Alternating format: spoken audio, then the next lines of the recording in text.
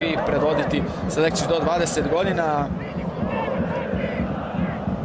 Još jedan centar šut, 1-0!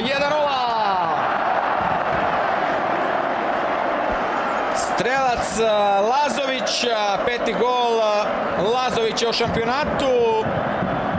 Centar šut je bio to Ristića, zaustavio je to loptu Paunović, čini mi se, ali je nekako ona došla do Lazovića, pa Crvena Zvezda vodi sa 1-0. Taman kad se napredak oslobodio, uspostavio ravnotežu, pa čak u nekim trenucima bio i opasniji. Crveno-beli dolaze do vodstva.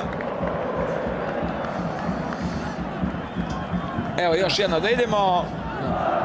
Prošla je ta lopta, ovde je Paunović zaustavio, međutim Lazić je sada asistirao Lazoviću za 1-0. Centar šut na prvu statistiku.